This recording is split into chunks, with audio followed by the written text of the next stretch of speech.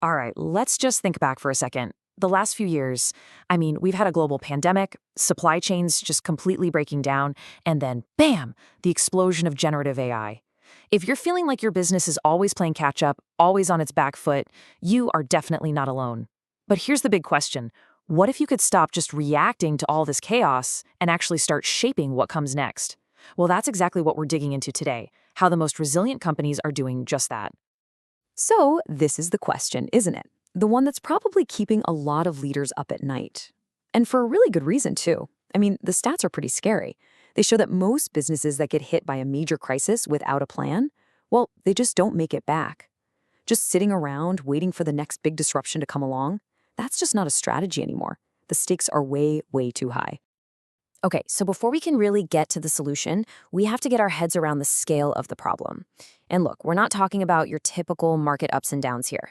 We are living in a time where entire industries can be, completely turned upside down, seemingly overnight, all because of some new piece of tech or a sudden shift in global politics.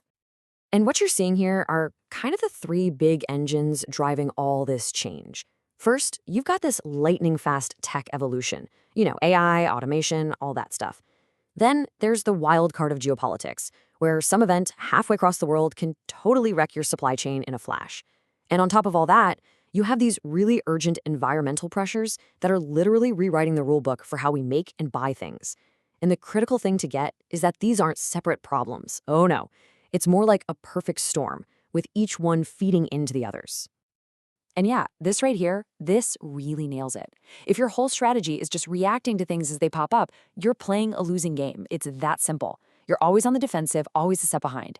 So the big mindset shift, the one we absolutely have to make, is moving away from just reacting and toward being proactively prepared. Which brings us perfectly to the hero of our story today, the idea of future-proofing. And let's be clear, this is not about predicting the future with some kind of crystal ball. It's about building an organization that's so robust, so resilient, that it can not just survive, but actually thrive no matter what gets thrown at it. Okay, so let's break that down. What does future-proofing actually mean in practice? Well, think of it as this active, ongoing thing. It's not a one-and-done plan. I love the analogy of a ship's captain who's just constantly, relentlessly scanning the horizon. They're looking for signs of a storm, sure, but they're also looking for favorable winds. That's what this is. It's all about anticipating what's coming, the good and the bad, so you can dodge the risks, grab those new opportunities, and, stay way ahead of the pack. So, how do you actually do it? Well, it really comes down to building resilience on these three pillars. First up, you proactively hunt down your own weaknesses before a crisis does it for you. That turns a potential catastrophe into just a manageable risk. Next, you have to build a culture of innovation where your team is always learning, always adapting. And finally, and this one's huge, you get really good at spotting opportunities in the middle of chaos, turning those big market shifts that scare everyone else into your secret weapon. And this right here is probably the most important point of all. We all do strategic planning, and that's great. But it's kind of like driving while only looking in the rearview mirror. It only tells you where you've been. The real engine driving future-proofing is something different. It's foresight.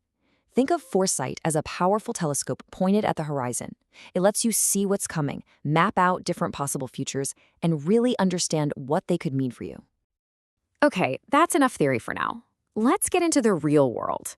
Because it's one thing to talk about foresight, but what does it actually look like when a company gets it right, when they use it to get these just incredible results? Let's check out a couple of examples. So, the best forecasters aren't just guessing. They have a whole toolkit they use. They're digging deep into data to spot trends way before anyone else does.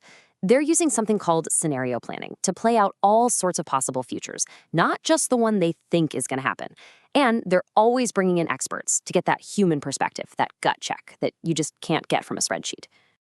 All right, first case study, Amazon. You know them, the tech giant. It almost feels like they have this sixth sense, right? Like they know what we want even before we do. Well, spoiler alert, it's not magic. It's the direct result of some absolutely brilliant tech forecasting. Yeah, Amazon saw where things were heading way, way early.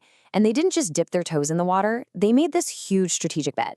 They said, you know what? AI and machine learning aren't just buzzwords. They are going to be the absolute core of online retail. They knew it would change everything, from the products recommended to you to how they actually get the box to your door. And wow, did that bet pay off. The results really do speak for themselves. You can see the breakdown right here. It hit on all cylinders. That foresight led to massive gains in customer personalization. That feeling that the site is built just for you. It made their operations ridiculously efficient. And when you put it all together, that's what fueled their incredible growth and made them the giant they are today. Okay, let's switch gears to a totally different kind of challenge. Our next example is Patagonia. Now, this is a company whose entire brand is built around loving the outdoors. So for them, forecasting environmental changes wasn't just some nice PR move. They realized it was absolutely essential for their long-term survival. They saw two big things coming down the pike.